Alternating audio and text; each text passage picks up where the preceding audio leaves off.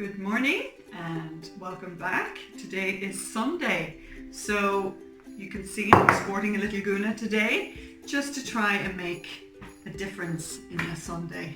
One day kind of rolls into the next when we're all at home all the time. So in keeping with that, I'm going to go ahead and make my Sunday roast, and I really wanted to share this with you today. It's a pot roast. So I don't normally use oil when I'm cooking. I try and dry fry most things, keep things as healthy as possible. But for this, I'm going to need a little bit of olive oil on the bottom of my pan, just maybe about 1 tablespoon, because I'm going to brown my roast in the pot first.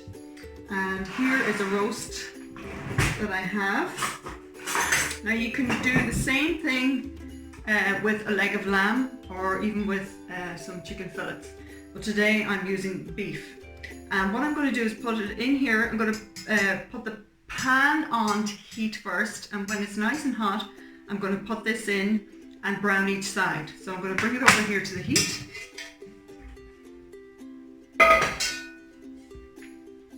It's quite rapidly gets hot there, so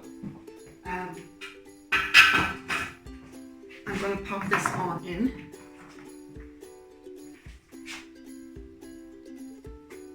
And leave that for about 5 minutes. Turn each time each side gets brown. Just keep turning. So here we go. That's been on there for about 10 minutes actually. So I want to show you how nice and brown that is all over. Can you see that? Okay, so that's what you're going for. And there's a tiny little bit of meat juices in the bottom there. And we're going to add to that 1 large onion or 2 small onions. And what I'm going to do is pop them in here and put them back on the heat, and they're going to absorb all the juices from the meat. You can leave the meat in there. A lot of recipes say take the meat out and leave it stand, but then you have another plate to wash, and who needs that? So I'm going to pop it back on the heat here and fry those off for about 5 minutes. So here we are. The onions have been nicely absorbing all the juices there for about 5 minutes. They're caramelizing slightly and going a nice golden color. So the next thing we're going to do is add 1/4 cup of soy sauce. I'm thinking of the next ingredient, which is sherry. 2 cups of sherry. So this is the thing that makes it that really rich gravy. You know the gravies that you usually get in a hotel or restaurant? Well, this is what you're going for. And about 8 splashes of Worcester sauce. Always make sure your bottle's open before you start pouring. There you go. And a tiny little bit of thyme. I just got this in the garden this morning. You actually don't need a whole lot of it. Can you see that? Just a tiny bit. Thyme with beef, rosemary with lamb. Does that make sense? If you were doing your chicken, tarragon is nice with your chicken. So that is basically it. You literally put the lid on now, bring it to the boil, and then turn it down and simmer it. Depending on the size of your roast, you need to give it a good hour and a half. Okay? That's going to be delicious. Pop it back on here. Hi again, and I just thought I'd bring you up here to my bedroom.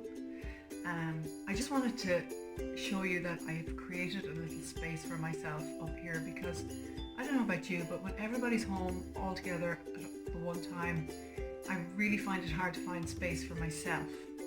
And for mental health and for the sake of everybody's lives in this house, I need alone time. So this is what I've done. I've created a space here for me to do a jigsaw. Look, random Lego piece in the middle of it all. Let's just chuck that. So I'd encourage you to do the same. If you can find somewhere just for you, just for 5 minutes piece, clear the head.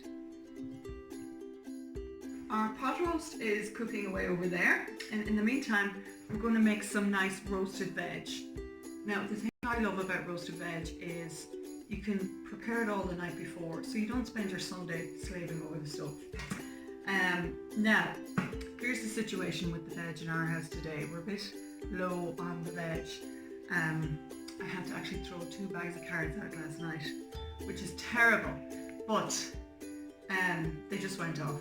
So we have some butternut squash that I have cut into relatively big chunks because these cook very quickly. I have some red onion in kind of quarters.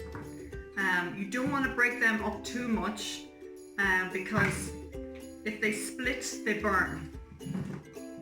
I also have a couple of parsnips here. If you're putting carrots and parsnips in here, I would suggest that you just bring them to the boil first.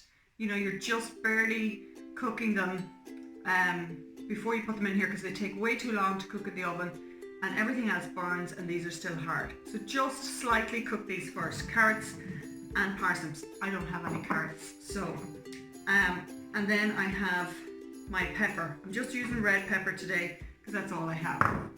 Now, later I have some courgette, which I've cut into chunks, and I have some baby tomatoes or cherry tomatoes. I'm not going to add them yet because you put them in about 10 minutes before this is all cooked. So I'm going to sprinkle a little bit of olive oil in here, just drizzle a little bit over the top. Not too much, because we want our veg to be healthy. I'm also going to put a little bit of honey on here, sticky hands. And the honey goes really well with the next ingredient, which is balsamic vinegar.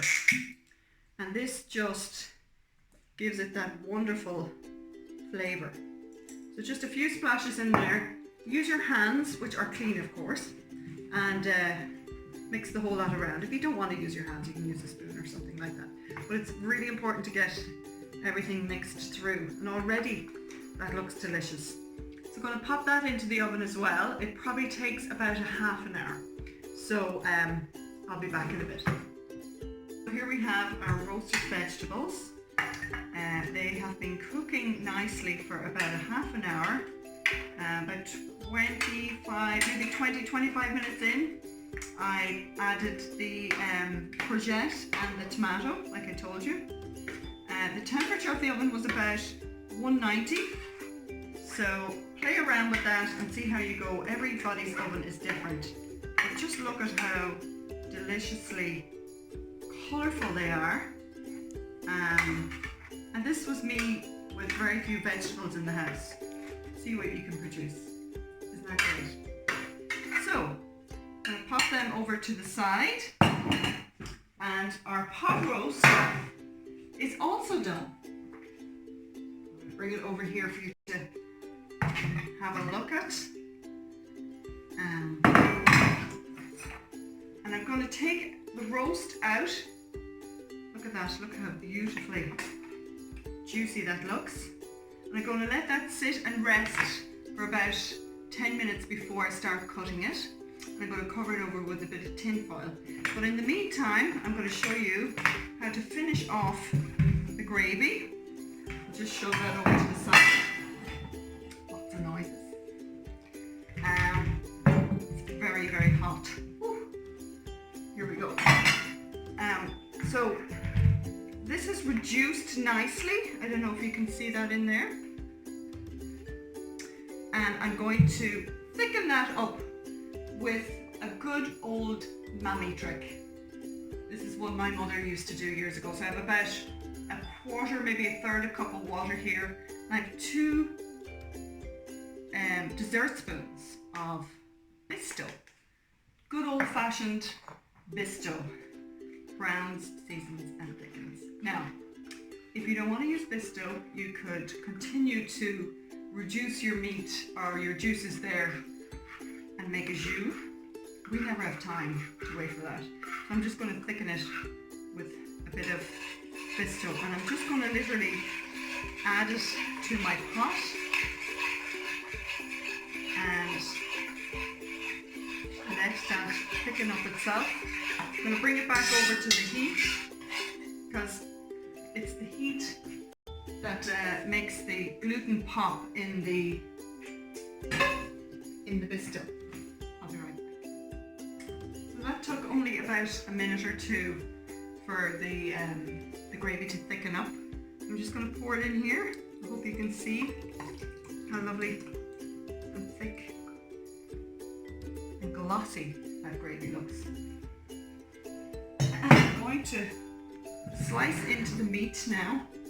Top tip for whenever you're carving something, put a tea towel underneath so your board doesn't slide all over the place. So let's cut in here and see what our meat looks like. This is where you cross your fingers.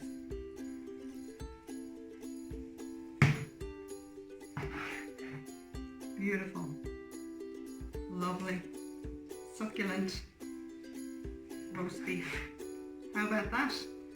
So then you just get your nice plate, serve it up, put your ugly bits underneath and your nice bits on top.